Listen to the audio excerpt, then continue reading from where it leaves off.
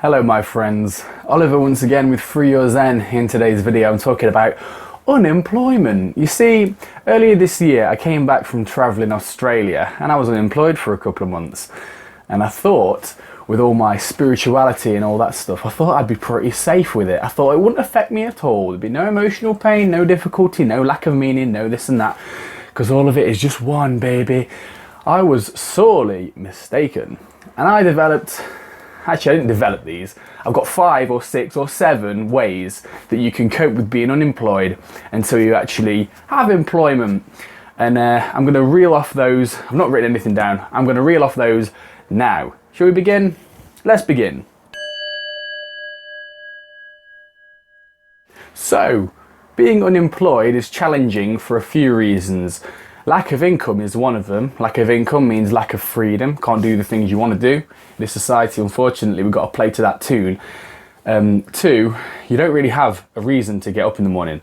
That can be quite jarring, especially if you've had a job in the past for long periods of time. Getting up and having nothing to really get to or do, nowhere to be specifically, can be quite disrupting to the routine. And not only that, there is pretty intense cultural conditioning which says that if you don't have a job, you're not worth as much.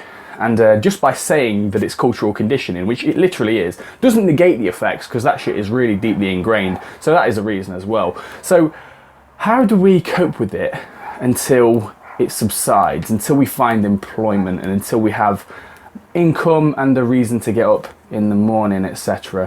How do we do that? So number 1, I've got 5 or 6 different ways. Number 1 is exercise. When you're exercising, what you're doing is you're essentially getting yourself on a positive path where you keep making improvements and you have like a goal to get to.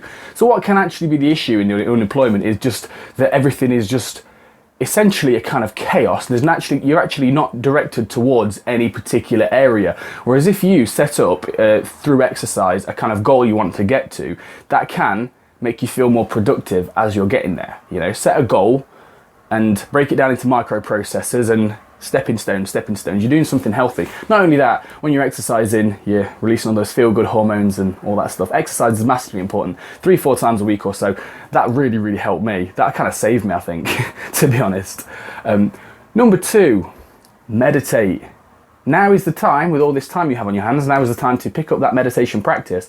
5-10 minutes a day of meditation can help you disentangle your identification with the mind, with the thoughts that are telling you that you should be doing this, you should be doing that, you're not worth this, you're not worth that, whatever the case may be. Disidentification with the mind in this particularly difficult period can sort of alleviate the effects and make you feel a bit better.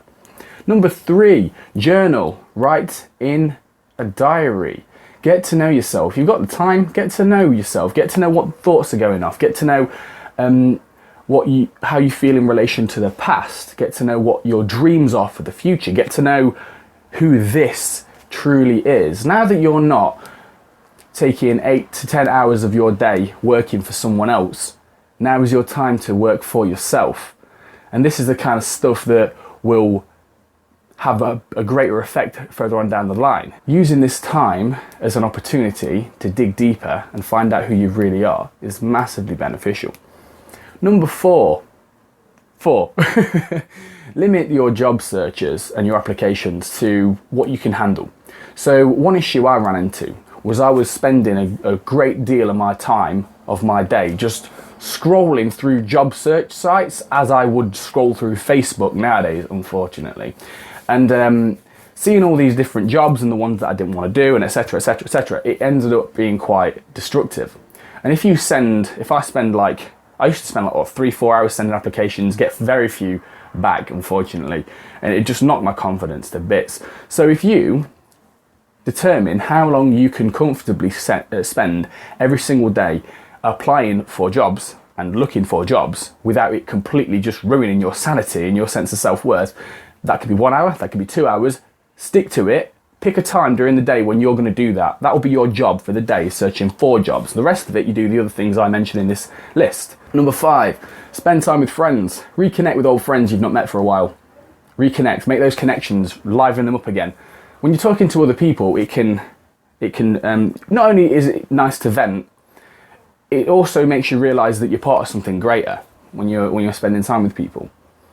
And it's just really nice, isn't it, to reconnect with members of your sort of tribe and your social circle, or just go out and do things, hobbies, and make friends in that way.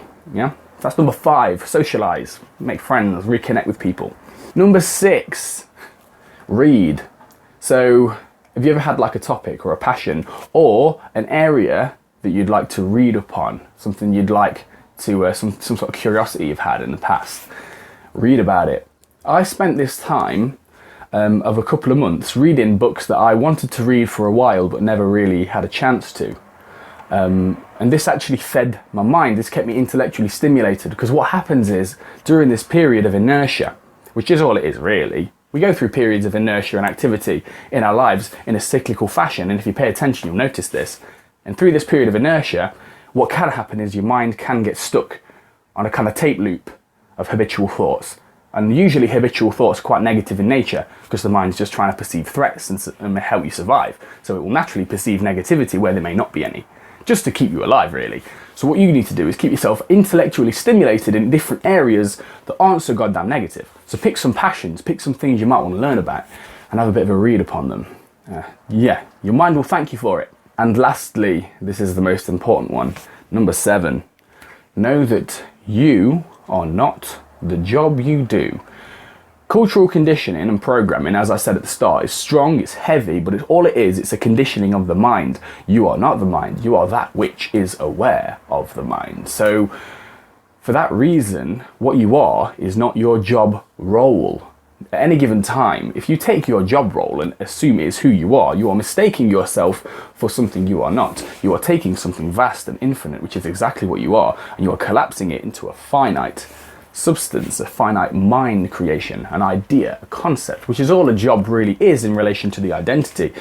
Realize fully well, deeply and truly, the deepest core of your being, you are greater than that. You are not your job. You are not the work you do. And when you realize this, you realize that your self-worth is not solely a result of the job that you do in this society.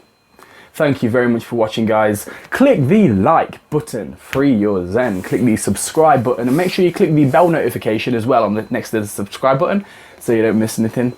Thank you very much for watching, guys. I love you very much. Take care of yourself, alright? Peace. Dong.